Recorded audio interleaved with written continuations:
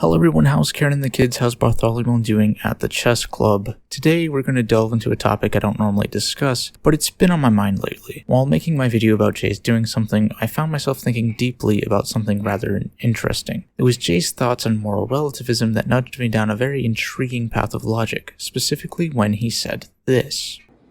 This is another big thing people talk about. If God isn't real, then nothing is objectively wrong or right. Correct. I think this proves that they do not believe in God because they find it rational. They believe in God because it sounds more welcoming and warm. No, nothing is objectively right or wrong.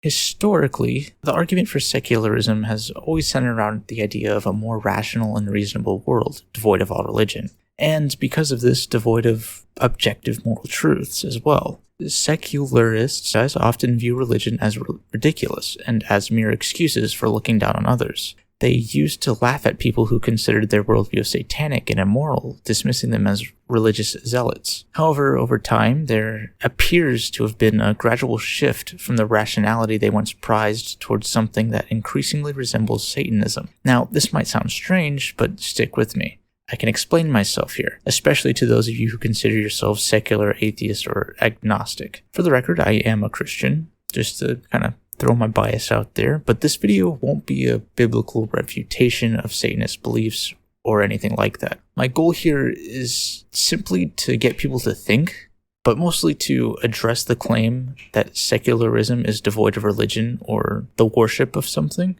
This video will also be shorter than some of my others, so naturally I put 10 times more effort into the thumbnail than any other video.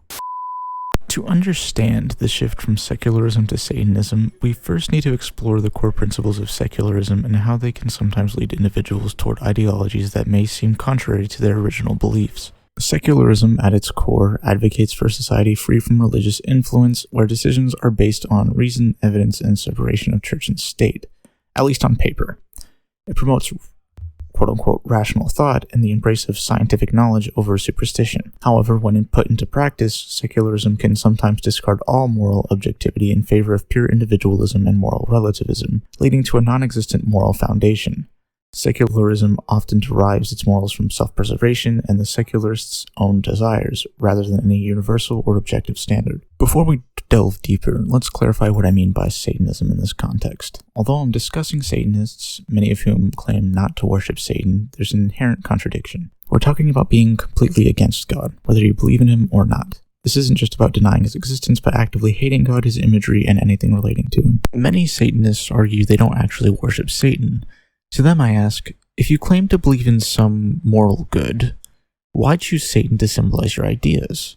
Why get tattoos of pentagrams and closely associate yourself with Satan when you could pick literally any other symbol? It's like me establishing a group called Der Führer's New Reich, throwing Nazi flags everywhere and claiming our mission is about diversity and inclusivity. The symbolism chosen is telling of the deeper ideology. One pathway from secularism to this satanic-like mindset can be traced through the rejection of traditional values and the pursuit of absolute personal autonomy. Secularism, in its pursuit of freedom from religious dogma, often champions individual rights and personal freedoms, sometimes at the cost of any actual reason.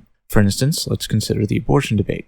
Initially, the secularist argument for abortion was based on the idea that the fetus is not alive, merely a clump of cells. However, as more evidence emerged suggesting that the fetus is indeed alive, the reasoning shifted to a more emotional argument encapsulated by the phrase rare, safe, legal. This phrase implied that women would only get abortions out of necessity, for health reasons, or due to rape, or, you get the idea. But as it became evident that the majority of abortions were not for these reasons, the argument morphed into one of bodily autonomy, relying solely on emotion and ignoring statistics and facts that rebutted their earlier arguments. Today, some even make a religious case for it, claiming it's their right to sacrifice children, which strays far from the rational reasoning they once prided themselves on.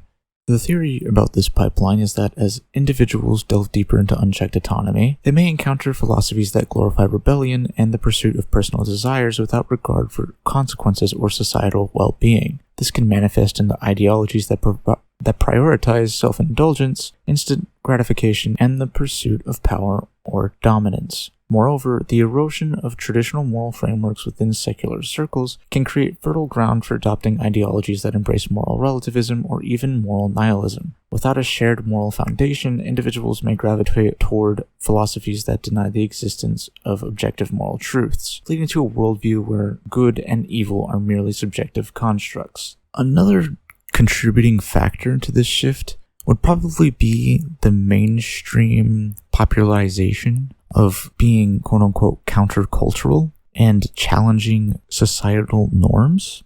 Secularism, by its nature, often attracts individuals who reject established traditions and seek alternatives to conventional belief systems. This openness to alternative perspectives can sometimes lead individuals toward ideologies that celebrate rebellion and nonconformity, characteristics often associated with satanic themes. The phenomenon of individuals embracing satanic symbols and rhetoric, despite not necessarily believing in Satan as a literal entity, allegedly, underscores a deeper cultural and ideological shift.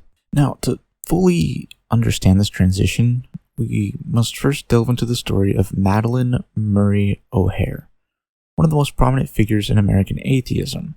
O'Hair was a staunch advocate for the separation of church and state and fought ardently for the removal of religious influence from public institutions.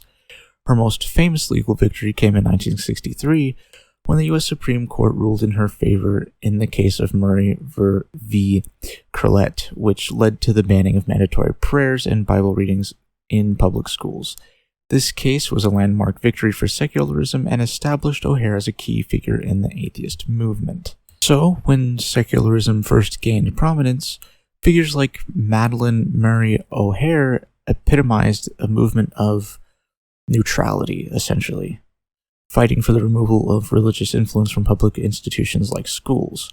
However, as secularism became more entrenched in society, a disturbing trend emerged. The initial promise of neutrality gradually eroded, giving way to a moral vacuum characterized by moral relativism. In this landscape, traditional moral values were increasingly questioned and discarded in favor of individual autonomy and subjective interpretations of right and wrong. What began as a quest for religious freedom morphed into a societal ethos where anything and everything became permissible, regardless of its moral implications. This descent into moral relativism opened the floodgates to the acceptance of degenerate behaviors once deemed unthinkable. The taboos surrounding issues like incest and abortion began to dissipate as society embraced a philosophy of anything goes under the guise of personal freedom and the notion of letting bygones be bygones, so to speak. And perhaps most chillingly, some individuals even sought to legitimize heinous acts like abortion by framing them as rituals of satanic sacrifice, a grotesque distortion of religious freedom. As I stated before, this is a real thing that they're trying to do. They're trying to make the legal case that abortion is protected by religion somehow. That's probably going to be a topic for another video. Alright, I think this is about it for the video. Ultimately, the true goal of this discussion is to prompt the secular community to reflect on their beliefs and the sources of their morals, really. This isn't a gotcha question, nor an accusation of being part of a satanic cult, but rather an invitation to consider what you genuinely believe in and where you obtain those morals. By making these connections and examining the implications of secularism, the hope is to awaken a deeper understanding and perhaps inspire a reevaluation of the paths we choose and the symbols we embrace.